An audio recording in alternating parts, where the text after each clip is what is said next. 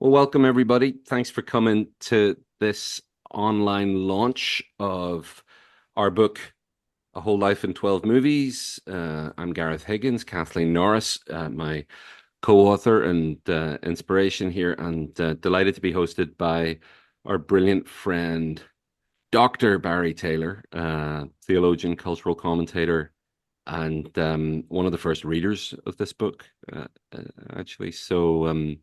Thanks for taking time on a Saturday to be with us. Going to hand it over to Barry. Thanks again for being here, and Barry, thank you for hosting. Oh, of course. And hello, everybody. Good morning, good afternoon, good evening, wherever you're watching from, whatever time zone you're in. Uh, I would hold up the book for everybody to see, but I can't hold up a PDF because it's not out here in England yet, which is a travesty. But luckily, I've read it, so we're good to go. But yeah, I'm really excited. I'm really glad I get to be here and talk to you both. And for those of you who are watching, there'll be a chance towards the end. We're going to be here for about an hour. Um, there'll be a chance after we've chatted for a while for you to ask some questions, and you can do that by writing your questions in the chat. So if you have a question that comes up, or you've got a question already, if you've read the book, and by the way, if you haven't read the book yet, you should order it. You should buy it. You should write a review. You should tell your friends, and maybe even buy all your friends one for Christmas because it's November. Christmas is coming, apparently. There are already mince pies in my local supermarket. It There you works go. for other faith traditions as well. Whatever your holiday needs happen to be. Yep. Well, it's also it was Diwali here, the Festival of Mhm. Lights. Today it's All Saints Day, so auspicious moment. Do people buy books to mark Guy Fawkes Day? They should. They well, you need stuff to put on the bonfire. Oh dear. No, no. Well, that's okay as long as you buy it first. Yeah, yeah. Buy it. This is Remember, a good no, slogan. You Buy buy it all before the you burn it. other Buy you it buy before you all the burn it. other film books for your bonfire. Remember the 5th of November. I think everybody's forgotten that here. Anyway, enough of that witty repartee.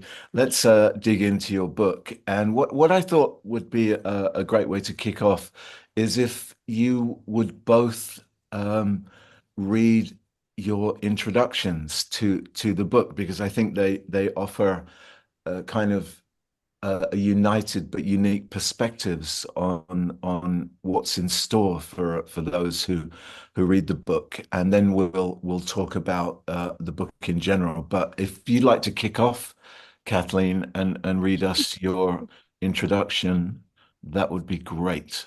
Thank you. Hey, until I watched The Wizard of Oz, I had little idea of the power of films. I'd seen only movies shot in black and white and gasped when Dorothy opened the door of her Kansas farmhouse and entered a world saturated with color. I spent childhood summers in western South Dakota and often saw rainbows appearing after violent storms. I had never considered that there was a world up there populated by witches, a wizard, and a host of other fascinating creatures. The flying monkeys ordered by an evil witch to seize Dorothy and her companions scared me, but the witch's hourglass frightened me more as its sand flowed steadily to the bottom, indicating that Dorothy and her friends had little time left to live. My belief that all movies had happy endings was diminishing with that sand.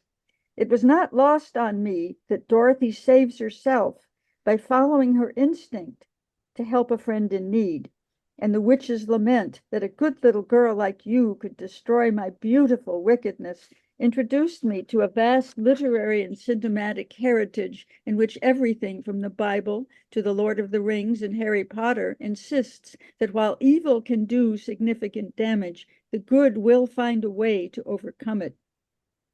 When, as an adult, I encountered the ancient Christian notion of the gift of tears, considered a divine gift because tears awaken our compassion, I remembered that witch and was comforted by the thought that even my worst inclinations could be melted and redeemed.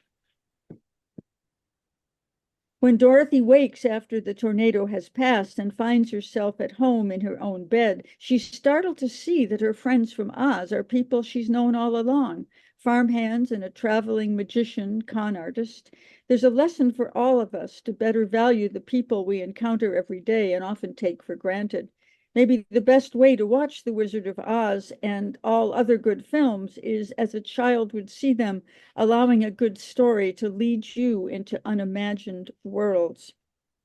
We yearn for the illumination that helps us make life worth living and leave our world better than we found it. In times when it seems too dark to see, we welcome light from any quarter. This book is in part a celebration of a friendship that came as a flash of light when Gareth and I met at a conference on art and spirituality and quickly realized that we needed to collaborate on writing about films. Our working title for this book was It's a Beautiful Day, a line from the Coen brothers' darkly comic masterpiece, Fargo. After we've witnessed a violent kidnapping and a host of murders, it can feel jarring to hear our heroine, the indestructible and pregnant police officer Marge, say, "It's a beautiful day." But it's the essence of the film.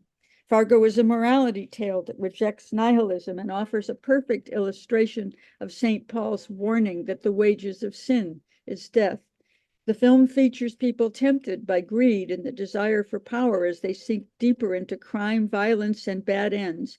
Marge has just seen the man in the back seat of her patrol car murder his accomplice in a brutal way, and his sly, dead-eye expression indicates that he'd kill her if he had the chance. But she's not afraid of him. As the moral center of the film, she is relentless. After naming other people she knows he's killed, she asks, and for what? A little bit of money? There's more to life than a little money, you know, don't you know that?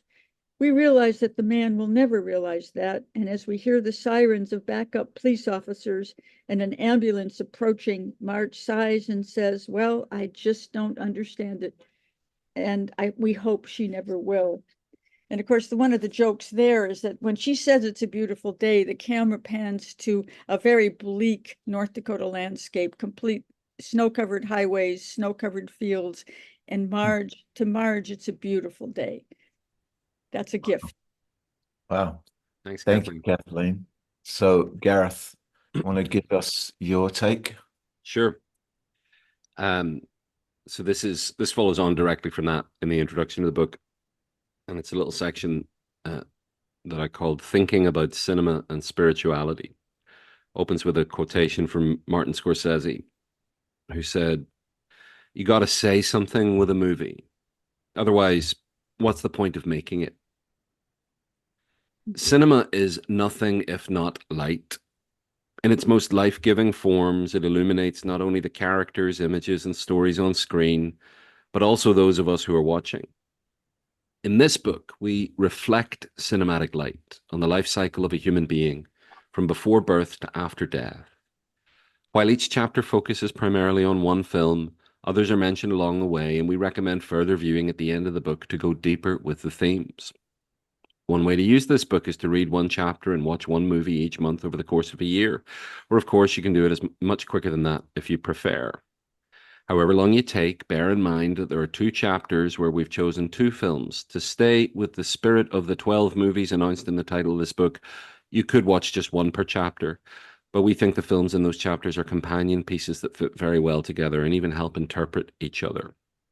More importantly, the book is rooted in the idea that a great film is what results when humane wisdom and grace and technical and aesthetic craft operating at their highest frequencies kiss each other, and that great cinema is for everyone. Whether you are a seasoned movie lover or a dabbler, a long-term contemplative or an entry-level mystic, we hope that you will find something meaningful here for your life's journey. We're inviting you to a kind of liturgy for experiencing images, sounds, words, and stories in a sacramental way. This takes conscious intent and a bit of ritual. And with that in mind, we're offering some principles that can help you go deeper into movies. You'll have to get the book to see what the principles are. The introduction ends with, and remember, sometimes a movie is just a movie. It doesn't have to have a story to be transcendent, and trying to make sense of it all can dilute the experience of watching. A movie is sometimes best enjoyed by allowing it to unfold, mingle with our subconscious, and take us out into the world of wonder and shadow with something new. It's worth noting that this book is, of course, not about everything that happens in a life, but rather some of the stages and themes that usually occur as we age. It's also not a comprehensive overview of cinema. We omit many films and themes that could easily be included, but we hope that our selection is a meaningful starting point. We're inviting you into a conversation about how to be and how to become. As the Indian American director Mira Nair says, it is vital that we try to transcend our boundaries with the other, to imagine the world through the eyes of people who have different experiences of life. Seeing ourselves mirrored by others enables us to grow and to feel less alone. With that in mind, we've consciously attempted to offer a range of movies from different parts of the world and perspectives. Filmmaking is a collaborative art that emerged with the assumption that watching would be a shared experience.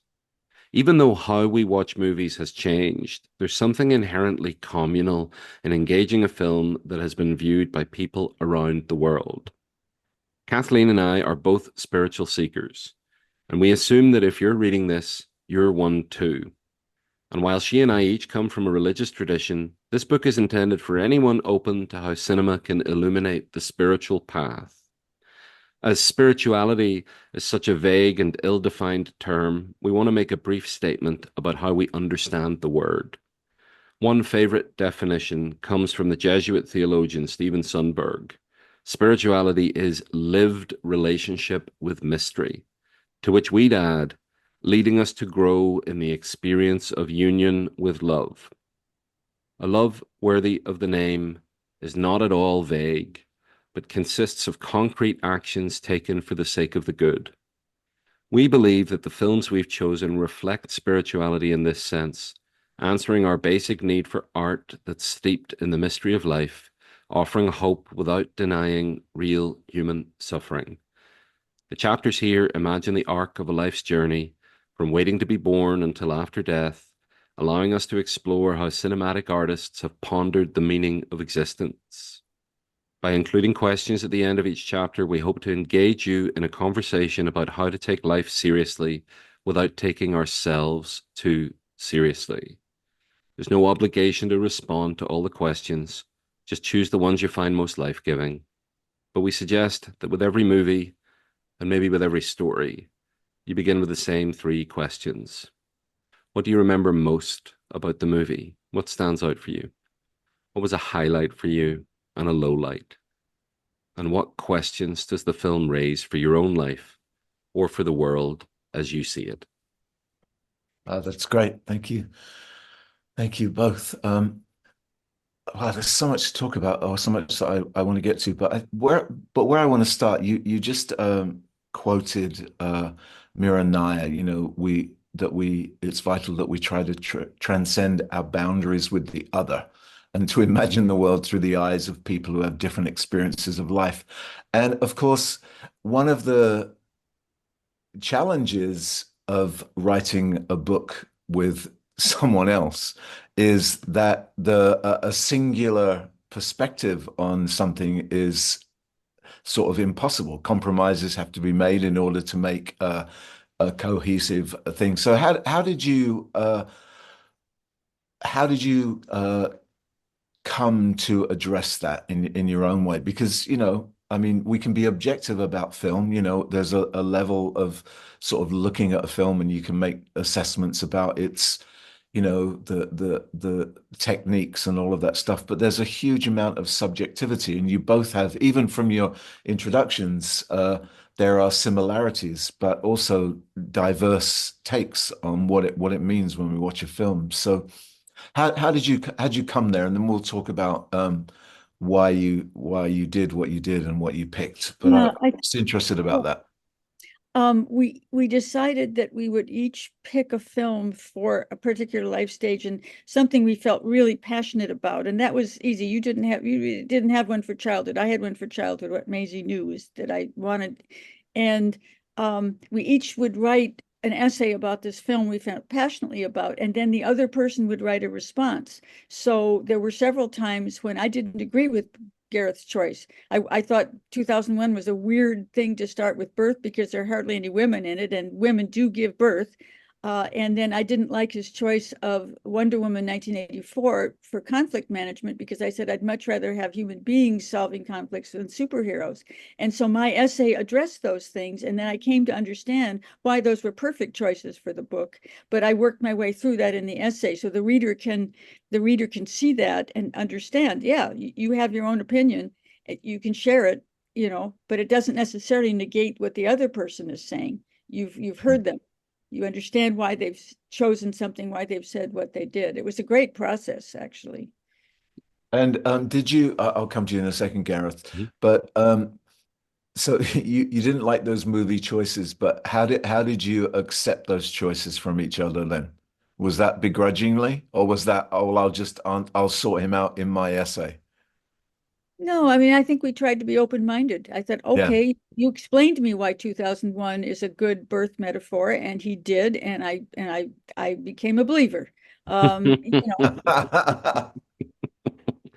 think, we probably would have, if either of us had felt like strongly reactively negative about a choice, we would have talked Yeah. about it and might have chosen to eliminate a choice. But one of the things that was so new to me about the process of this writing is when you're working with a writer as experienced and as accomplished as Kathleen, you might expect that there's going to be a bit of ego there and there's going to be a bit of like, let me tell you, and pulling rank. And that is just not who Kathleen is. Yeah.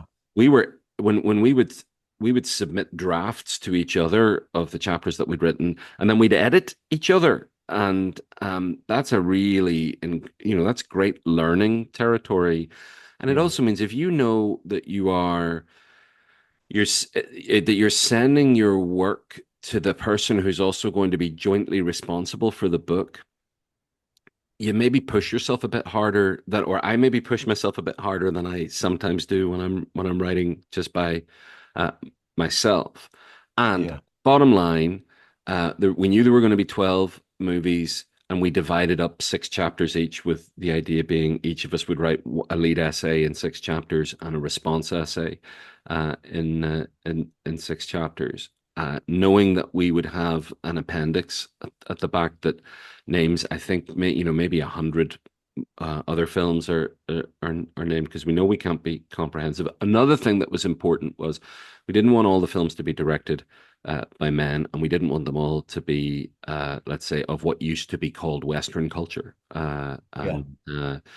Because so many people's experience of cinema is limited to Hollywood, and there's great Hollywood cinema out there, but there's a whole world, and there's voices that have things to say that the marketplace doesn't tend to deliver them into uh, most of our fields of vision.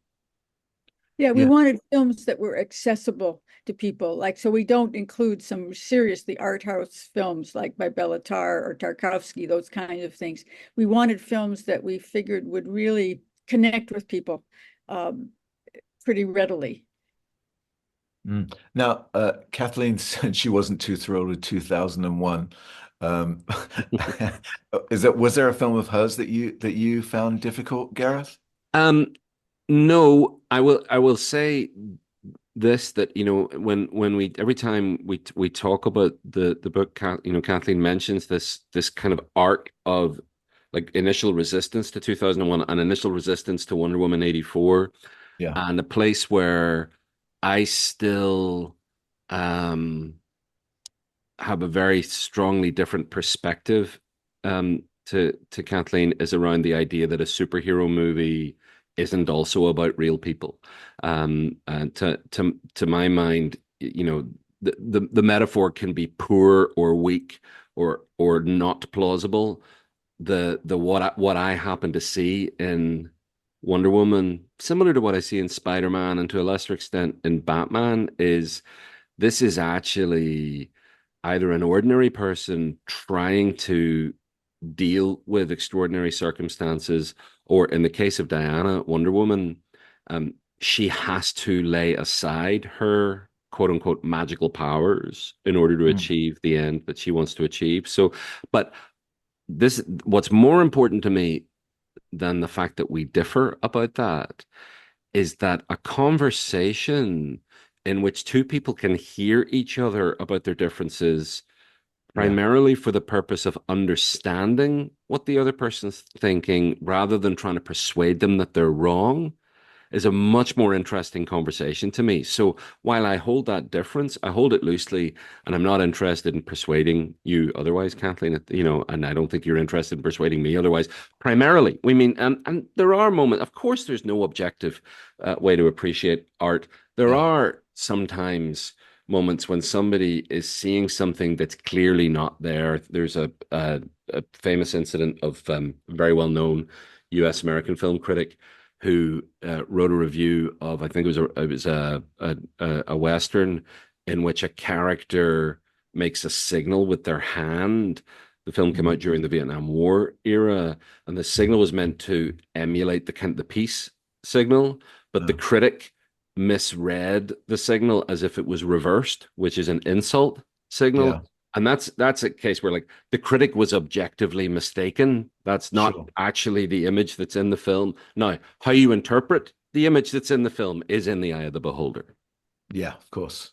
Well, I'm going to remind you of this, not trying to convince the other that they're wrong the next time you tell me I'm wrong about a film. I mean, I didn't say this applied to anybody except me and Kathleen when we're writing a Anyway, book and trying to be yeah, nice yeah. I about mean, it. I do think that actually what I found refreshing was the actually the conversation. It's interesting to hear two people talk about a film and both learn from each other, but also there's something interesting in that you take both perspectives and you get something more from each of them. It's it's like that Springsteen thing, with art and music, two plus, 1 + 1 has to equal three. There's always that extra something that you need, whether it's inspiration, but there's something quite interesting, I think, about conversational style books that allow you to think and breathe more freely with a film and even with your own perspectives, because it's always a reminder that whatever we think about a film, someone else will even if they think the same things, will see that film in a different way. But let's talk for a minute. So your working title was It's a Beautiful Day, but it moved quite quickly, it seems, to this whole life in 12 movies. And I'm sort of interested in how you came up with those 12 things, and particularly the fact that you have two sections that are devoted to vocation. And I wondered about that, like why in the course of life in 12 movies, there's such a big section devoted to the idea of vocation. And also, it's interesting to me that the opening chapter is called Waiting to be Born. Mhm. You know what I mean? Like it's like it's pre-life. Yeah. And I wondered if you could sort of maybe start there Well, and then You know, tell us how you sort of came. Did the movies determine, or were there aspects of life that you felt were important to address? Which came first, the chicken or the egg, the movie or the essay? hard to say, but I have to tell you a story about the Waiting to be Born. I heard from someone who's read the book and said it's really changed her way. That first chapter about how that it's a miracle that any of us are born, mhm, Hmm. what an absolute miracle that is. She said, now when I go to the grocery store, I'm looking at everyone else as a miracle. mhm, This is someone who doesn't necessarily believe in God or any kind of religion. Um, but I'm looking at everyone else as a miracle. I'm not getting impatient with the man who's counting out every coin by hand, or people who are being slow or doing stupid things, because they're all miracles. And I'm thinking, yeah, a book, that essay was something that really has changed her perspective on life. And I was quite touched by that. She said, I may be becoming a deist who believes in humanity, but also believes in God, and that God is good, God is love. And I said, you're starting to sound an awful lot like a rabbi who went all over first century Palestine, annoying people by saying the same thing. So you just watch out, this can Yeah. change your perspective. Yeah, well, And for go me, ahead. Go ahead. the idea that there's a chapter on waiting to be born, it actually mirrors what I think about some of the best films. There are some films that are perfectly contained with a beginning, middle, and end in that order. There are also films that are anti-structure or have no structure at all or don't have a story, and that doesn't. I mean, they can be magnificent, Yeah. and like there can be a tyranny around story, just like there can be a tyranny around vocation, which I'll speak to in a moment. But some of the films I like the most, or that I find most credible and compelling, are ones in which I believe the characters existed before the movie started, and I believe they will continue to exist after it's ended, because life doesn't get tied up in a bow with conclusions.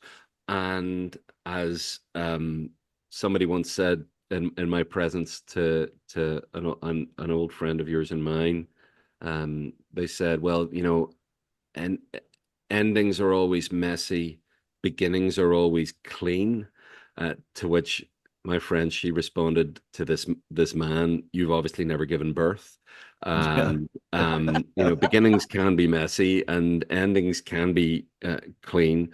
So that's the first piece about, I assume something happened before I was born. Uh, and I don't just mean the period of time in which I was gestating inside the Mm. womb of someone who's on this who's a participant in this webinar at the moment. Hello, mom. And like, so there's that piece. There's also something will happen after I die, whether it's any kind of traditionalist religious narrative or Mm. not. I'll Yeah. exist after I die in some form. And it seems to me it would be really important, if you want to really understand life and get into the depths of life, you should think about these things from time to time. As to the vocation thing, the reason there's two chapters there, it's not just because we think vocation is really important, but because I think, having learned this a lot from my partner, Brian Allens, that there in vocation conversation, there's the what you do, and there's the how you do it. And the Mm. how is at least as important and maybe even more so than the what. But you maybe need to experiment with a few whats before you discover the best how for you. And so Sure. one of our chapters on vocation is about this Jim Jarmusch movie, Patterson, which is Yeah. about a bus driver who's a poet, or a poet who's a bus driver, and doesn't feel the need to resolve any kind of tension or conflict between those two things. He can be both Mm. these things at once. Yeah, that's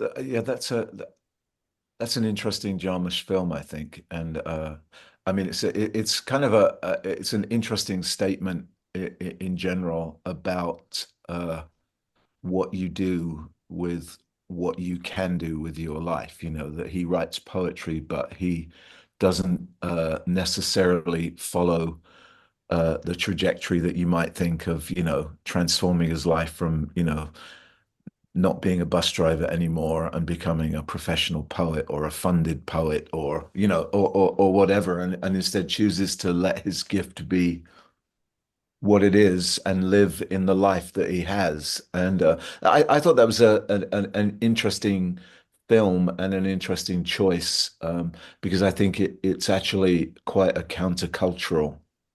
statement, which One is, of not surprising coming from Jim Jarmusch, but it's an interesting notion, because there's such a pressure, it seems to me today, to turn everything that we possibly can Mhm. into some form of income stream. so that we can survive, because we live in the tyranny of a world where there's so much pressure on the individual to be sort of self-resourcing at every level. And we live in this mad world where apparently creativity is the last bastion of any chance of having having the rent paid. And then here's a bus driver who writes poetry. But Mhm. yeah, beautiful. One of the things I love about that character is that he takes his bus driving as seriously as he does the poetry. He's caring for other people. It's Yeah, he doesn't see it as a dead end job. He's not restless with it. He is at peace with himself because I think he has found his vocation in the sense of the ancient sense of the word when it has to do with voice. He's found his voice. mm, He wants to care for the people on his buses. He observes them. He writes poetry during his little lunch break and everything.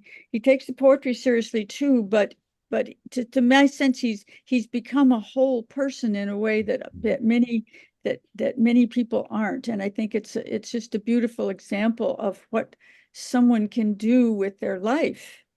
It's And it is certainly. natural because we like that little girl in the film is shocked that a bus driver reads Emily Dickinson.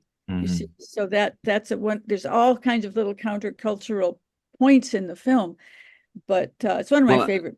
and one of them is that it's one of the most profound films about the relationship between money and happiness, Yeah, because he's not writing for profit. Not that there's anything wrong with doing work. Not that there's anything innately wrong with the yeah, need to do work that generates income in a system that operates as the one that we're in does. yeah, There are better systems, and the community should be taking care of people in the community.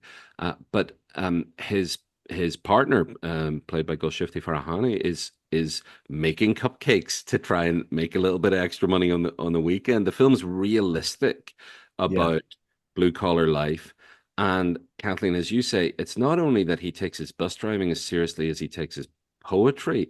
I think his bus driving affects how he writes the poems, because yeah, bus driving requires you to stay within a structure. The lines on the road. You can't be waving all over uh, the road, and the rhythm. I think the rhythm of life, the kind of internal calm required to manage that number of people, the noise, the busyness, the traffic. Uh, uh, it all just seems like implausible alignment. mm. Well, I mean, it's an interesting juxtaposition, isn't it? The daily, the rhythm of a daily life, with its structure and the structural rhythms of poetry itself. You know what I mean? So in a sense, both are poetic expressions. He's not just a bus driver in that sense. I mean, I think the bus driving kind of represents the kind of the lived experience of what it means to live a poetic Mhm. life. And I do think the whole notion of the the loss of the dignity and the beauty of a quite simple working class life. It's almost a lost art these days, I think. But we can come back to vocation. If you don't mind, I wanted to sort of flip back to this waiting to be born thing, and to Kathleen's point about the male dominated nature of 2001. And why was that such an, I mean, I know if people read the book, they'll get a take on it, but why was that such an important film for you, Gareth, Hmm. in general? And secondly, why does that work for you so well as a film about waiting to be born? Well, Be I very obvious. yeah, so massive caveat needs to be: I've never physically given birth, and my body's not capable of doing that, nor have I experienced the socialization of patriarchy or uh, conventional understandings of what a woman that's not my story. That's not my experience. I try to listen and learn, but and so that's the caveat. The birth I'm talking about is both our own experience of being born, which I think is probably to the conscious mind of me just before I was born, and maybe this is true for nobody else, or maybe it's true for everybody else. I imagine that the experience of being born might have felt a bit like dying because you'd had 9 months in as far as time is concerned, but you had no concept of time yourself. All you would have had would have been an emerging consciousness and a sense. Hopefully, I know this wasn't the case for everybody. Some people have traumatic experiences in the womb, but for most people, what they had was profound security and warmth. Mm. And that then, one day, the cave that you were in, all the water rushed out of it, or the roof of the cave was ripped off, and you were either thrust down a tunnel in which you felt like you were suffocating, or these massive Godzilla hands came in and grabbed you and pulled you out. And Sure. it's I mean, to me, it's like I wonder why not everybody has a traumatic birth. Well, Birth is a trauma.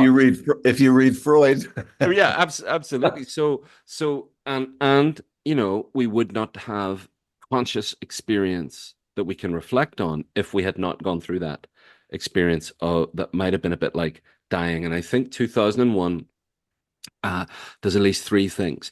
One is it's about an individual character who evolutionizes in the space of the running time of the film. It's about the human race's evolution from simple, reactive reflex fighting and killing through to self-giving, this kind of self-giving love that leads someone to risk their own life to save the life of another.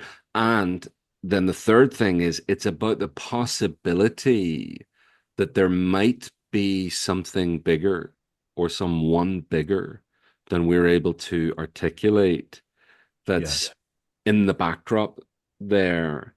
And because the film has very, very little dialogue in it, I think it can speak to the subconscious maybe maybe more quickly than if it had lots of people explaining what's really going. In fact, the dialogue's pretty clunky in 2001. And another reason why I wanted to advocate for it being in the book was it's considered by people. A lot of people sort of consider it this kind of serious, weighty film. It's a 56-year-old film now, and so a lot of people would consider it to be an old movie, and maybe haven't seen it. It deserves to be seen, and we wanted to make a case that just because a film's 56 years old doesn't mean it should be ignored. I think the oldest film in the book is from 1937, so we wanted to make a case for a broad sweep of film history. And the second thing is the idea that there's like elite gatekeepers that tell you you're not allowed to watch these serious films if you like going to multiplex movies, or I like going to multiplex movies, so I'm not interested in that stuff, or it wouldn't work for me. I'd like to help shatter that myth and help build an on-ramp to people and say the question is not, is it high art or low art? It's is it life-giving art or is it bad art? Yeah. Yeah, and let's face it, when it came out, it wasn't necessarily high art. No.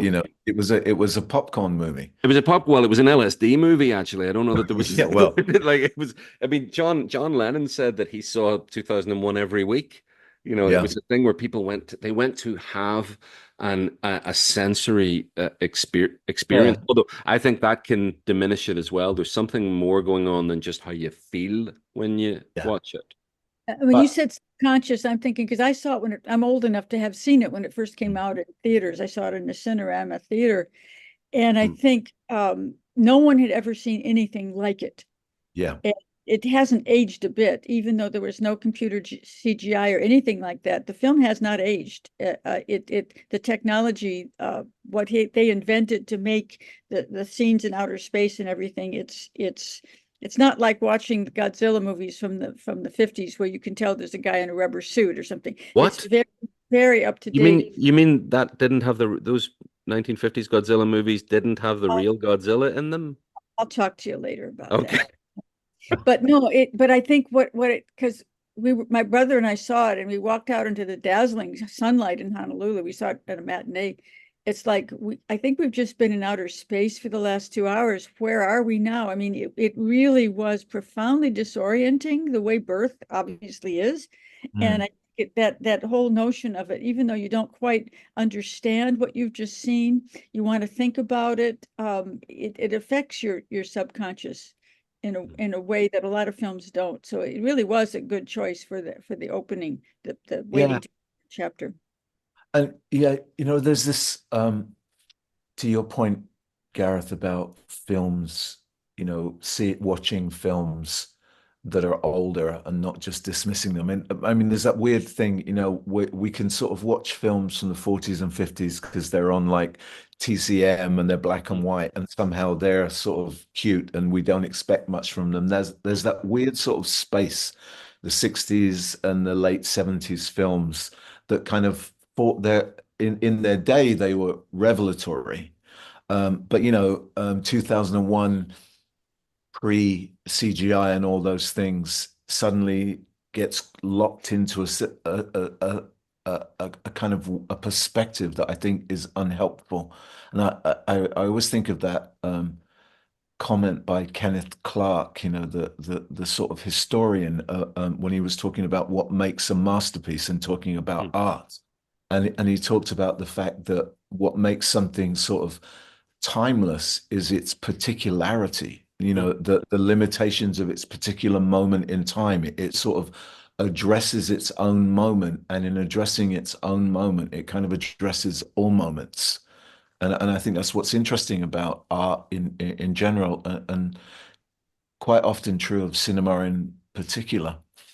I But think anyway, maybe we should leave. Oh, unless you want to say I'll just say something a else. brief thing that, like one way you could talk about things is that the most psychologically sophisticated films being made today are the most psychologically sophisticated films in history because psychology is more sophisticated than it's ever been, right? That's one You way could, you could talk about it. yeah, Another way is you could say that's just a tautology. That's always been yeah, true that the best yeah, in any era makes use of the best available sources of information, wisdom, and ideas. yeah, And that could be true too. But for me, a movie like 2001 or a movie like Make Way for Tomorrow, which is this film from 1937, that's about a married couple who've been together for about 60 years who are separated by the Great Depression. mm, And this great transcendent love um, gets thwarted by another generation. Intentionally portrayed as the first generation, probably in history, that did not believe it was its responsibility to look after its parents. Right? yeah, Um, that film has the psychological sophistication of 1937. It doesn't actually have a lot to say about what divorce is like today or about what marriage yeah, is like today. But you could maybe call it an archetypal level or at a gut level. My goodness, it speaks. And that's what 2001 does as mm, well. I imagine I may actually know more about psychology than Stanley Kubrick did. But that's because I've been alive 25 years longer than he yeah, was. But his film still it speaks at this level that's one or two levels down from the conscious mind. mm, And maybe its timelessness helps it in that direction. And yeah, frankly, its lack of, let's call it special effects noise, bombardment. yeah, That you're not being bombarded by images. You're being kind of brought into a cathedral of imagery rather yeah, than which takes me out of it. yeah, Anyway, yeah. Well, So, this oh, doesn't, it isn't in the book, but it's one thing. We have this weekly newsletter on film called Soul Telegram. I've written a little bit about this. When you look at a brilliant comedy like Harvey from the early 1950s, it is it's every bit as brilliant now as it was then. And it really makes you wonder why we don't make comedies like that anymore. Why comedies have fallen from the area of wit into dick jokes. And you think we really it gives you a different perspective on what we have available to us now, because there's so many wonderful comedies. Harvey's probably one of the best examples I can give. It is just, it's hard to even follow because the witty remarks come so fast, and it's just a profound film about the man society, the holy fool, the man society considers crazy, who may be the most sane person of all. And it's brilliant, but it gives, looking at movies from an earlier era can give you a good perspective on what's wrong with stuff today. Yeah, well, I mean, I think there's a case to be made that we might actually be in a place in a cultural time where actually comedy is no longer funny because it's become politicized and siloed. And I have a friend who's got a book coming out called Post Comedy, and I think that sort of sums up, whether or not we're laughing. But anyway, so the it's interesting because you start your book with Waiting to be Born and you end with Waiting in Silence. So there's a waiting at the beginning and there's a waiting at the end. There's a shared experience, not of giving birth, but of being born. I mean, the commonality of every subject on the planet is that we all emerged from a womb in one way or another, whether it was whatever, through a tunnel or through a hole in the roof, as you so lovely put it, Gareth. But in between those waitings, which I do think speaks to me something of the overarching spiritual tone that you've gone for in the book. I just wanted to say these are the areas that you've sort of identified. So it's Waiting to be Born, childhood, community, the breaking and remaking of the self, which I think is kind of a fascinating idea. Then the two sections on vocation, relationships, overcoming success. Nothing to talk about there, obviously. Generosity, transforming conflict, death and beyond, and then waiting in silence. Do you want to talk about those last two things, death and beyond, and waiting in silence? Maybe I mean maybe the stuff in the middle is what everybody might expect to read about life, but I do think what the book makes some interesting beginning and ending points for conversations, not just about film. Because in some ways, I think that really this is a book about life. Yeah. Yes. And it is a Afterlife, book about movies, but it's not really about movies. Yeah. It's Yeah. about the life. section Death and Beyond, the afterlife, which if you haven't seen it, I envy you, anyone watching that movie for the first time. It's a Japanese film by Koreeda, the film director. It's about the afterlife, but it really is a film about life. It's people who have recently died, and you learn more about them and their stories, and it's just this absolutely gentle, beautiful film. It has a little kick to it. I mean, but it's but I think we wanted to do, Hollywood movies that deal with the afterlife are usually so hokey, like Ghost, and there's a Robin Williams thing, I forget the name of it now. What dreams may come. Dreams may come, and they're just sort of silly and hokey. And this film is I like that film. I do well, okay. too. It's nice, but it's not as good as Afterlife, you must admit. Afterlife gives you a lot to think about. And the fact that Koreeda was only 35 when he made the movie, he interviewed something like and I talk about this in the chapter, he interviewed something like 500 elderly Japanese about their lives and their view of death. And he was so moved, he not only decided he had to make the film, but he asked several people if they'd be willing to be in the film, non-professional actors. We have very good professional actors in the film, and then people who are actually telling their life stories. Yeah. And it's just this remarkable film. Everyone I've ever recommended it to has told me how much they love it. It's not that well known, but again, it's one of those films that is quite accessible. A movie about death, it's really about life. Mm-hmm. Well, and I think like we live, when I say we, I mean, again, what Yeah, used to be called Western culture, because like there's a whole lot more to the we than the culture I grew up in. But uh, people who grew up in cultures like the one I grew up in are programmed to fend off death for as long as possible, and not just the literal death that will come to us all, but the death in the form of disappointment, death in the form of relationships changing or change generally, or letting go of something that you hold dear. And that is antithetical to a meaningful, flourishing life. First of all, because we're all going to die. There's nothing we can do about that. All we, the only thing we can control is how do we respond to the knowledge uh, yeah, Mm. that that's going to take place. And some of us respond to that knowledge because we're very sensitive people. We spiral into despair or nihilism, and maybe those are phases we need to go through and be like lovingly guided through and helped through, because sometimes thinking about our future death is terrifying. Like for it's probably terrifying for everybody at some point. I think that like to wait in silence, right, mm, is what we should do with death. I don't mean sit in a room and just wait for it to come to us. I mean the task of spiritual growth has to include making some kind of peace with the fact that I'm not going to be here forever in this yeah, form.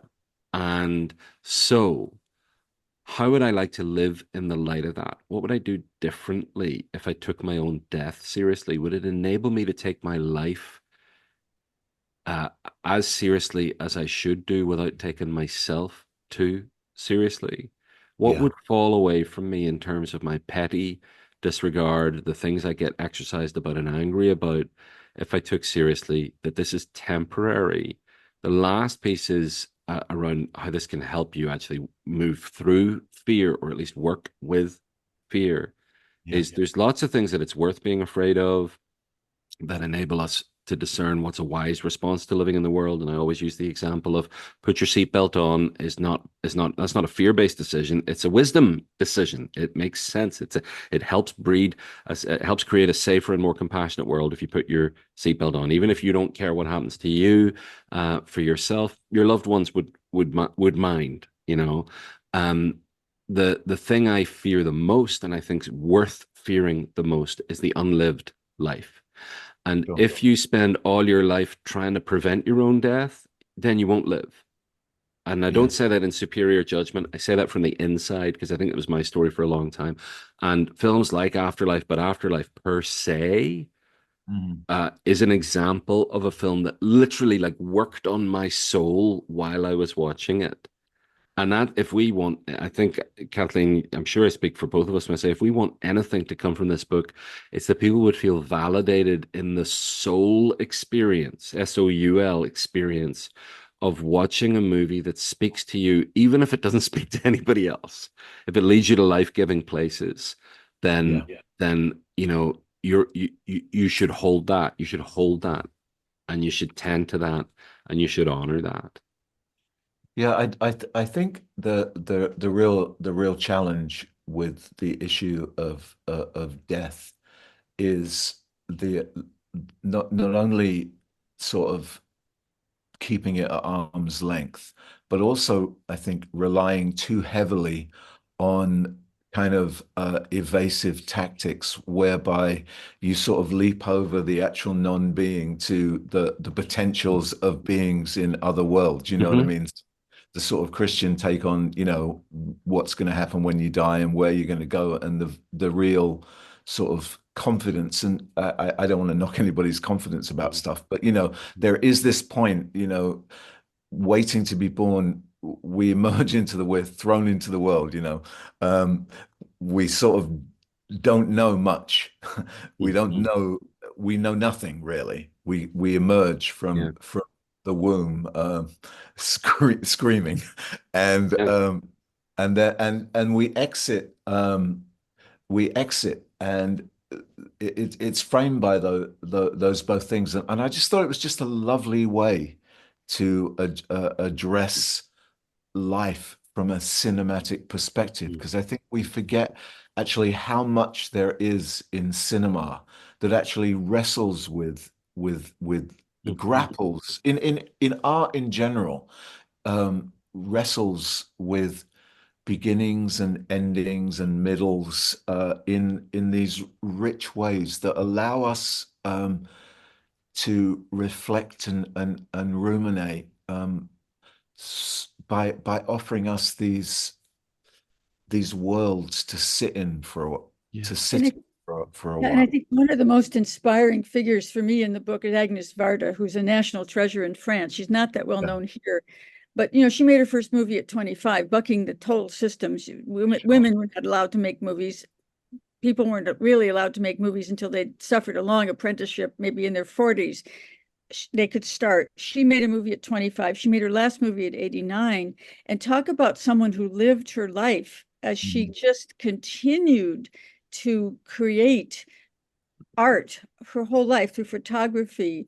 She wonderful, and but I call her that chapter overcoming success because she never let it get to her. She just kept doing what she needed to do to make art and enjoy her life Yeah, and allow other people to enjoy things that they might not enjoy, like the shapes of potatoes, for goodness sake, yeah, gleaned potatoes. She just had this relentless creativity, and I think you made her last film at 89, and then I think at 90 she was interviewed. There was a film made up about yeah, her, but yeah, what an inspiration, yeah. someone. Fantastic. Anyway, we're sort of fast coming to our time, so I thought perhaps we could see if anybody who's watching has any questions or comments. So if you are watching and there's something that you'd like to ask, you can punch it into the chat right here, and we're quite happy to, or Gareth and Kathleen will be happy to chat There's an back. interesting one in the Q&A, not in the chat, but in the Q&A. Aha, Uh, yes, that's where yeah. yeah. Eric, okay, I'll read it out and then you can maybe answer. Um, hey, Eric, I know many who only think faith-based films are worth watching for their spirituality faith. I reluctantly show films in that vein at my church, but also films about religion that are more serious, Silence, Minari, First Reformed. I appreciate this third method in that most films in the book do not directly concern religion. What would each of you say to such viewers as reasons to watch these secular films for their faith walk? Well, I have a simple answer to that hasn't changed in 25 years since I first read it. It came from David Dark, the uh, amazing writer and friend, who said there isn't a secular molecule in the universe.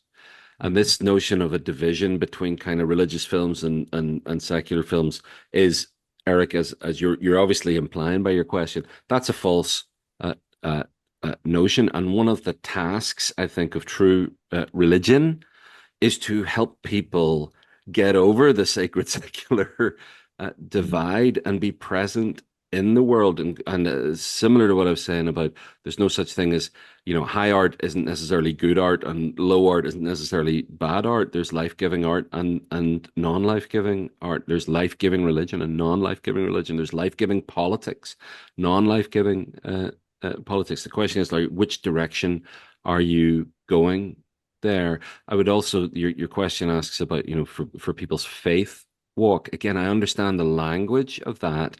And I would just say, let's just talk about being alive and what it means to be alive. And do the things we're watching and thinking about, the conversations we're having, lead us more toward the embodiment of the experience of love, or do they lead us away from the embodiment of the experience of love? Yes, and the films we talk about are really all about human life and human beings encountering issues of good and evil, um, values, self-sacrifice, all sorts of things. It's that religion certainly has a lot to say about. These films just approach it in a different way. But I certainly wouldn't call any of these films secular. That seems weird.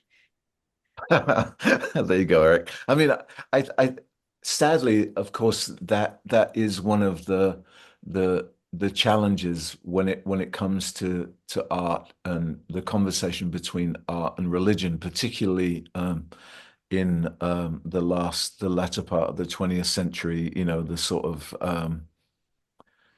the rise of a particular version of Christianity that is essentially what Walter Brueggemann called sort of culture despising, where you set up an enmity and you mark off territories based on, whether or not somebody sort of subscribes to a particular vision. Um, Kathy seriously made a comment about Yentl. Um, you didn't cover that, but she says that Barbara Streisand made Yentl approaching learning about her faith as well as being a woman in a man's world, which opened Kathy's mind. Yeah, excellent film. Yeah, why And didn't yeah, you? well, so yeah, here's Yentl's one of those films that suffers from a superficial reputation. Unless you're a diehard Barbra Streisand fan, uh, or actually know the film, it might be easy to write that film off. But it's a remarkable film, not just about the experience of uh, quote unquote gender swapping in order to be able to receive gifts that had been reserved for men, but Mhm. about the relationship between parents and children, the passing on of tradition, and what it's like to hold a tradition when it's it's being cared for by people who are persecuted. And it's a beautiful film, vastly entertaining film too. Yeah, well, I mean, and don't you think that's another one of those unfair sort of divisions? If something seems slight or entertaining, Hmm. somehow it's less than. But I always think that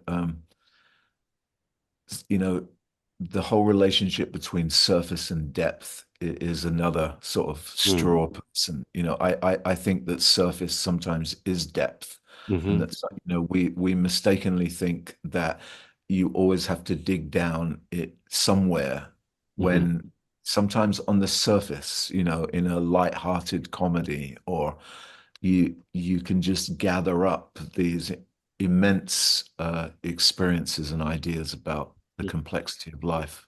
Hmm. Well, I think that's it in terms of questions, unless anybody wants to jump in for a last minute. We're We sort of up with our time. we Yeah, Um, need just to put just the just book click as a on that perfect. little icon that says Q&A and type in there. I There we go. Oh, there you go. Here's It came back. Mine's going a little slower. Oh, this is Paul Tedisco. He says, I have to mention a French film called Ponette, which I feel faces the issue of the mystery of death head on, but from the perspective of a 4-year-old. Ponette spends most of the movie in a kind of desperate despair, trying to understand death and pierce through the veil between life and death in childlike and fantastical ways. But when her dead mother visits her, she learns to embrace life in the moment. Try to learn to be happy, which is the wisdom that is imparted. I think that's a good lesson. a That's good. beautiful film. It's an absolutely stunning film. And again, people can often come up with ideas about films. That's a secular film too, in the traditional sense. Uh, but a 4-year-old, facing the death of her mother, it's gripping and it has a lot to teach you about life. And that's, I think, I'm glad that person mentioned that because it Yeah, is it's a good to beautiful, be reminded of it. yeah. Yeah, And I have to tell you, this book is a perfect Christmas present under $20 for anybody who that who likes movies. Got to get the plug in Any there Anybody who wants to contemplate your own death through watching extremely serious films and and contemplate life. contemplate life and sometimes watch really funny films as well. Um, you know, that's who we wrote it for anyone who wants to reflect on your life through the lens of cinema. As Barry says, at one level, it's a book about movies, but more than that, it's a book about life through that lens. And we want to be in conversation with people about it too. And the best way to be in conversation with us is if you subscribe to Soul Telegram, which amazingly enough is easily findable at soultelegram.com. But whether you do that When or not, I hope you'll. I imagine if you're here on this call, you're a lover of cinema, and And just want to encourage you to keep opening your mind to what might happen there. And if you feel like you're the only person you know who feels the way you do, you're not alone. There's a couple of hundred people signed up for this, and there's a growing conversation Mhm. about validating what's going on at a subconscious level when you're watching these projected dreams. And yeah, and I mean, you already said, Gareth, that cinema is this communal experience. We're immersed in a sea of humanity we watch when we watch film. We gather, as some say, in the dark to find the light and to experience it. And there's something about sitting in a cinema and sometimes sitting in your living room with your family or a friend or a loved one and just getting carried away or drawn into somebody else's world or take on what it means to be human Mm. makes us all richer. Yes, it does. Anyway, thank you too so much for this time, but also for the book. And I hope everybody actually goes out and buys it and does. Yeah, look, Kathleen. Wow, Kathleen, you're a good pitcher. I need somebody like you in my life. Oh, I'll stick around, Barry. Don't worry. Well done. Oh, what's this? Oh, Deborah Love says The Last Temptation of Christ is a profound movie for me. What do you think? Do you want to Well, answer quickly? that's a You we got need 30 seconds. yeah, we need about 3 hours. It's a profound movie I think.